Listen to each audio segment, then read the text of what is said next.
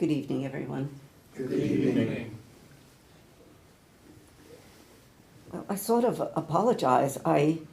When I thought about what to speak about tonight, I didn't realize until I came into the Zendo and I saw the altar that tomorrow is Halloween. I just forgot.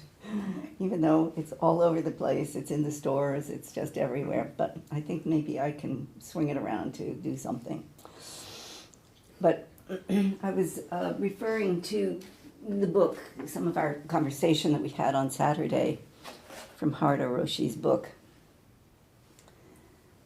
So a few years ago, well, first of all, our land is quite private. When you come onto the land and you stand here, you can't see any of the neighboring homes. Pretty much you can't. And even looking across the pond, the houses are obscured by foliage. So it's a pretty private place. But a few years ago, we had a huge snowstorm, about 18, 20 inches. And when I looked out over in that direction to the west, all of a sudden, the house next door was completely exposed. And I was shocked. I am not aware of the house particularly. And so I was shocked to think that the snow had taken down the bamboo.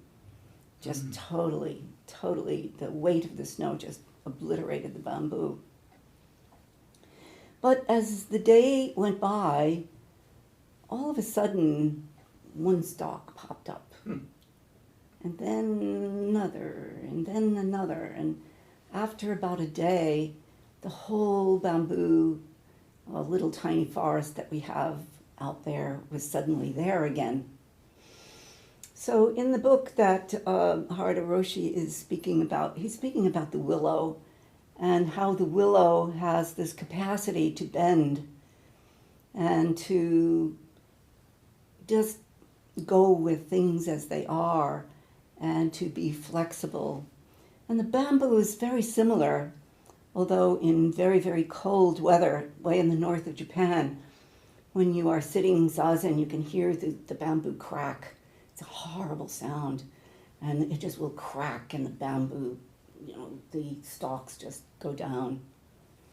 But mostly, aside from that, I would think even the willow could do the same thing in such a freeze.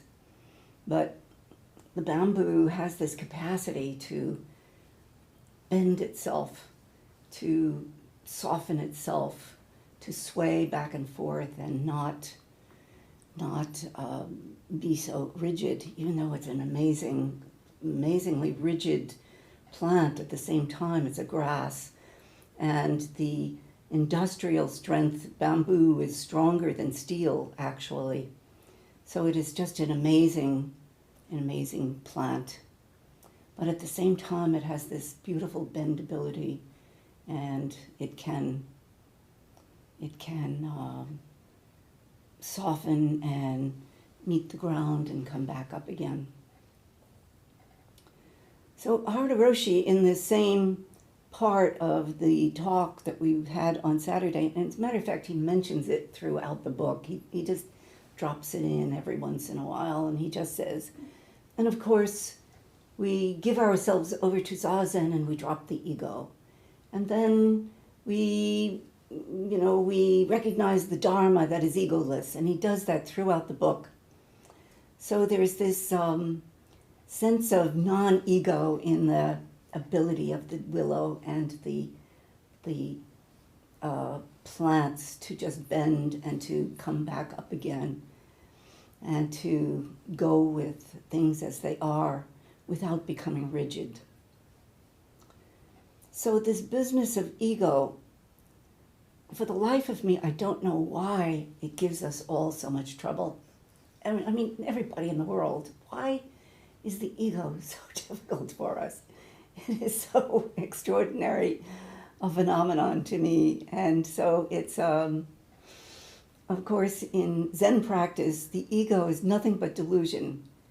And delusion is nothing. I mean, the ego doesn't exist, actually. And yet, it causes us so much trouble. So in keeping with Halloween and the ego, I could say, so who do you want to be? Who do you want to be? What ego do you want to wear for Halloween? Or what ego do you want to wear as you go about your daily life? And we talk about its use, of course, and that as we are young, it's a protection for us. It keeps us from doing too many stupid things, and it teaches us about ourselves. But when we do come to Zen practice, there is the difficulty then in laying the ego down, or as Harada Roshi says, in really understanding that when we sit Zazen, we have already arrived. We have already arrived at the point of awakening, and the ego ceases to exist actually when we sit Zazen. And maybe we don't even know that. Maybe we don't even realize that that is what happens as we sit Zazen. As we allow ourselves to be emptiness itself, to sit in the space of Dharma, in the empty space of Dharma.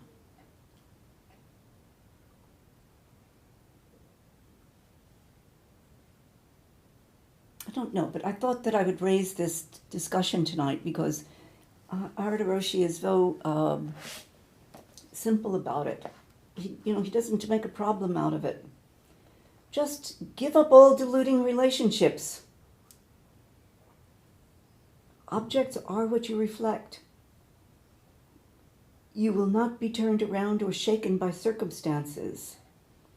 Be the object as it is, yet do not lose yourself. While you are one with all things, the capital self, the big self, is definitely present. This is what it is like when you give up all deluding relationships. This is to entrust yourself to this function as it is. We're talking about the functioning of the mind. Well, he says this wonderful thing, don't meddle with your thoughts. Pretty much when we start meddling with our thoughts, the ego enters because we want to reorganize things according to something that will suit us, or that won't embarrass us, or that we can redo something, or we can just rethink and reorder the universe according to our own selves. But do not meddle with your thoughts is such a simple life study. The thoughts, don't meddle with them. They are the essential functioning of the mind. This is to entrust yourself to this function as it is, without bringing forth the ego self. In other words, abandon and forget the ego self. So, what do you suppose that means then, to not meddle with our thoughts? I mean, we could say it that simply, as I pointed out, to not cogitate over things that enter the mind, or ruminate on them, or provoke various emotions because of our rethinking of something. Don't meddle with the mind. The mind is as it is. It is the functioning, it is the natural functioning of the mind. But I think what most of us do is that we collect a bunch of ideas and thoughts, and we somehow bag them up and attach them to the bones. Or maybe we have these bags of ideas that we drag along behind us like Marley in chains. And we bring them up again and again and redo them through our own meddling.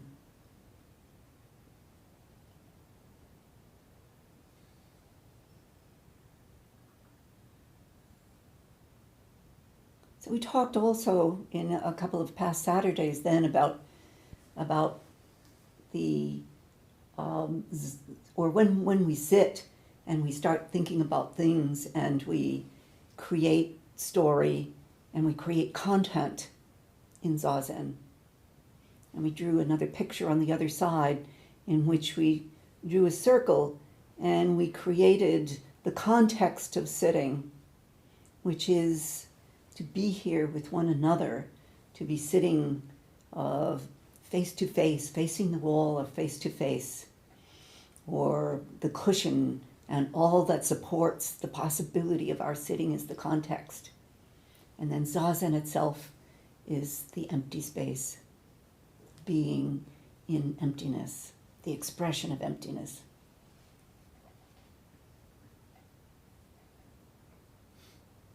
So this is to not meddle with the mind then, to sit in the context of practice, in all the supporting elements of the walking in the door, the driving here, the walking in the door, the being here, the care of the cushions, the clothing we wear for Zazen, the Buddha statue, the candle. All of these are the context of practice that come together for us to allow emptiness to appear, to be emptiness itself. So who do we want to be? Who do we want to be when we sit Zazen? Who do you want to be?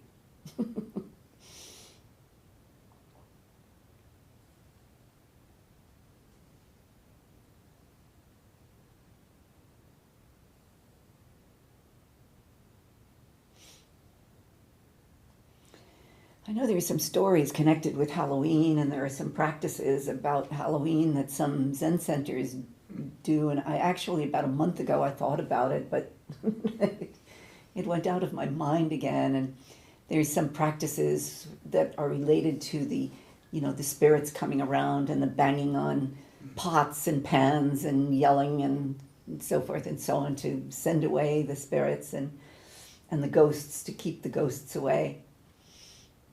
And I have never sat in a zendo where we actually did that. And then Allison and Will and I talked about painting our faces white or something just to have fun with Halloween, and we forgot about that too. All of that just sort of fell away.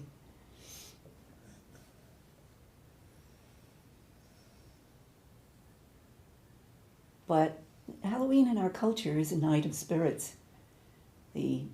All of the spirits come, and then of course in the Christian context, the next day is All Saints' Day, and so the ghosts disappear when the saints come on November 1st.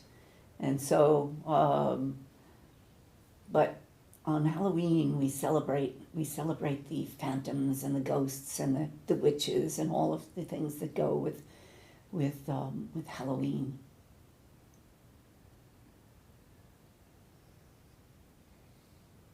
So, who do you want to be? That's my contribution to Halloween. Who do you want to be in Zazen?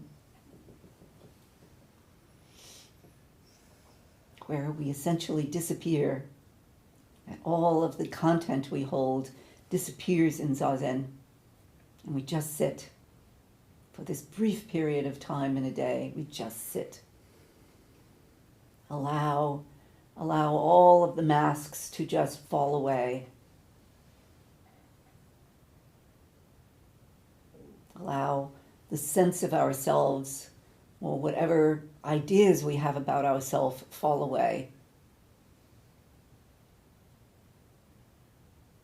And we let go of the baggage of the masks and the costumes and the false garb. We let it fall away.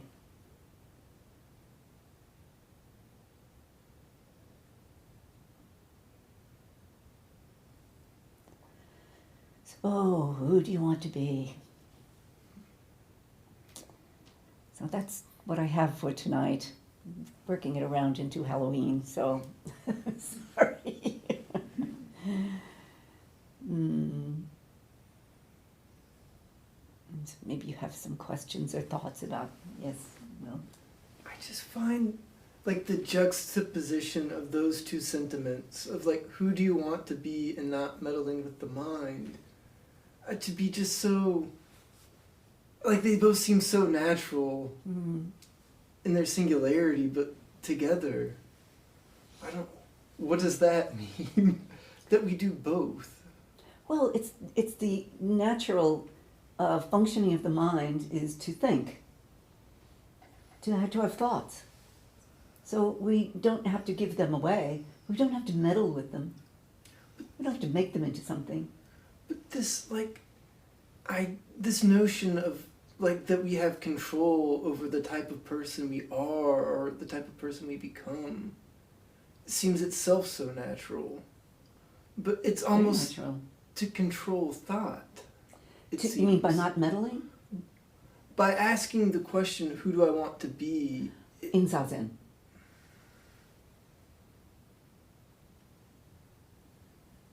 I was afraid you were going to say that.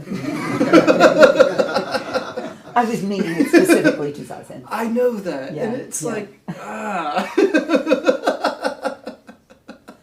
mean, essentially, we don't be anybody in Zazen. I mean, pretty much.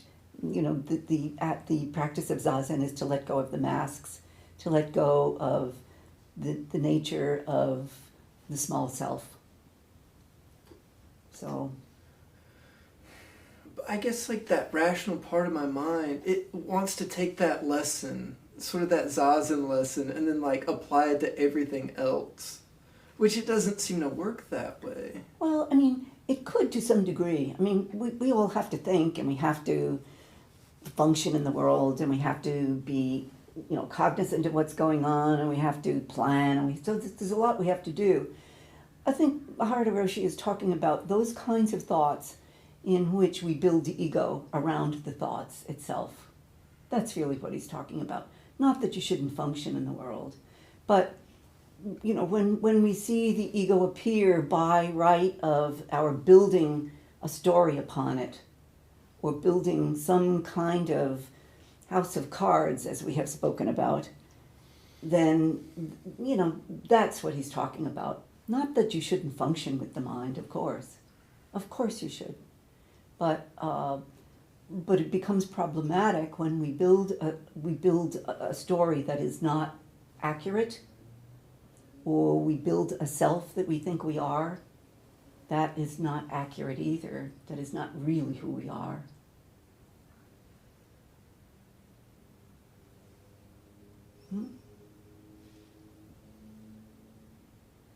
But there's just this like,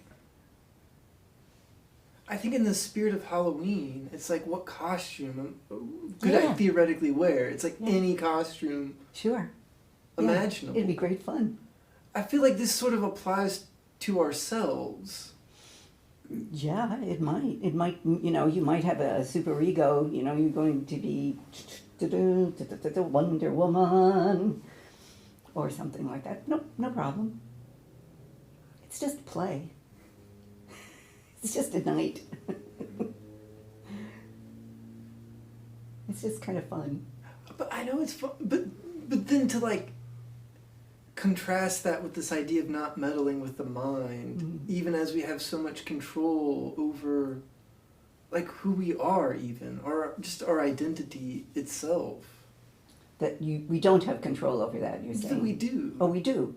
Yeah. And that we do meddle with the mind. Well, but you don't have to. In Zazen. This is true. Zazen's the clearinghouse. I'll be right there. Yeah. Zazen's the clearinghouse. It gives you a chance to clear out. Gives you a chance to let all of that down for 40 minutes. Just clear. And then see who it is you want to come back to. Okay. I get it. Okay. So I've thought about it in a couple of different ways. Yeah. Where initially, the idea of not meddling with the mind, maybe I didn't use those terms, but same concept. where first I thought about it sort of as an observer, observing the thoughts that would come up. But then when there's an observer, then the observer has thoughts, and it just, you get into this kind of trap. But, so eventually, I started repackaging it as the same way I do with sitting in the first place. I'm not sitting, there is sitting. Mm-hmm. I'm not thinking, there are thoughts, there is thinking. It's not me, it's just there is thinking. Yes. And packaging it that way is Yes. helped me to leave those thoughts alone and not Yes. dealing with them. Yes. I mean, the possible thoughts that we can have are endless. I mean, we have, all of us here, thought about everything in the whole world, and everything in the whole world has the potential to come through the mind, and maybe has already had for many of us. So billions of possibilities, endless possibilities, just go on. And then, without meddling, they can just simply flow. And sitting occurs. I am not sitting, but sitting is being done. So that is very helpful. Very helpful. Yeah. Not identifying, if we have some awful thoughts about something, and it's really easy to have awful thoughts about some people these days. So what? The problem is if we go and say, oh, I'm such a bad person for thinking that. Well, here we go on a story then about, I'm a bad person, I thought that thought, I shouldn't do that, I must be terrible. I mean, so what if you thought that? Just let it go. That means not meddling. Whatever you think comes in and goes out. That's not meddling. Meddling is when we castigate ourselves, or we overly celebrate ourselves for something, or whatever.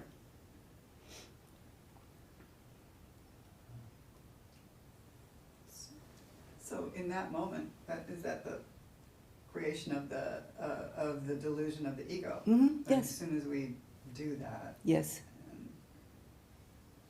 and we can just leave it alone, the ego, which is a fiction anyway, just goes away. It's not Yeah. there. It's not of use in that situation. Well, so that I understand, I feel like another way of framing this is like trying to maintain as much possibility. It's sort of like that fluidity of like all things that we could think or that are possible without like too rigidly identifying with any Sure. one of them. Okay. You can do that. I don't know if that Sure. seems the same. Yeah. So once again, I used the word rigidity earlier. As if we become rigid, the opportunity for ego is so strong in rigidity. Moralism, all of that comes right to the fore when we become so rigid about something. So this flexible mind is what I think Hara Roshi is teaching. That flexibility to, yes, catch a creative thought if it comes and run and paint it. Or to say, okay, that's the novel I've been waiting for, and do that, that's fine. But to entertain ourselves with our own ego is problematic.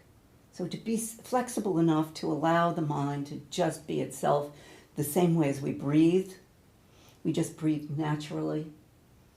And we do so many things just naturally. And so he's saying that the mind is like that. It is like the simple functionings of looking, of seeing, of hearing. It's just how the mind is doing the mind. I feel like as you say that, I just get this image of like the ego is just such a small part of all that we are, and it's just like be all of what you are. Yes, be all you can be. It is. I mean that's the truth. So the ego becomes very limiting in that framing of possibility. It's very limiting. It's full of denial and castigation and smallness and pomp and all kinds of things, and to be open and flexible to the all things coming forward, as Dogen Zenji says, to allow the myriad things to come forward. So that is that practice. So.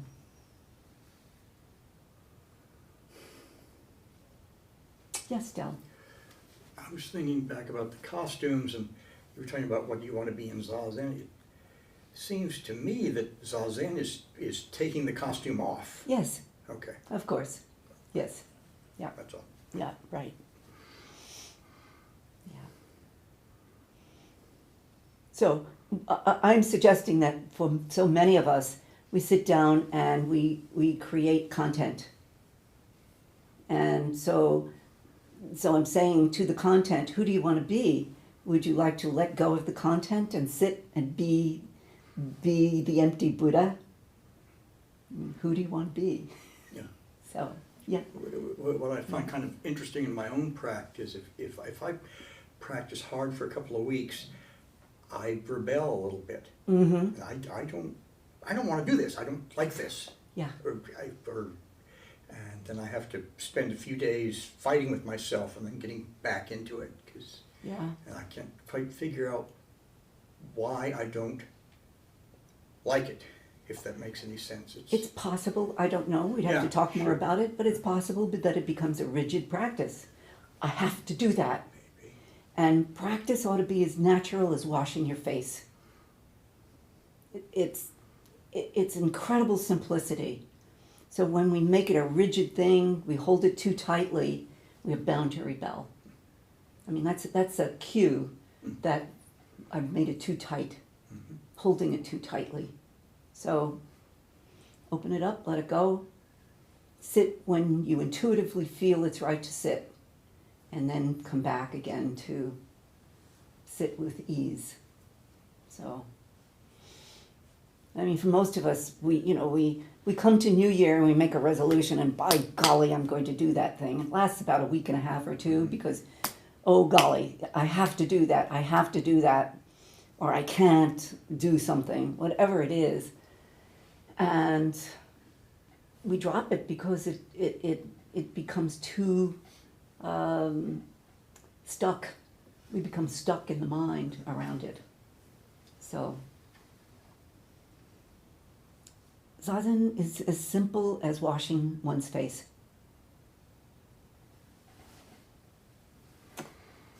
Yep, everybody good or something else? Yeah?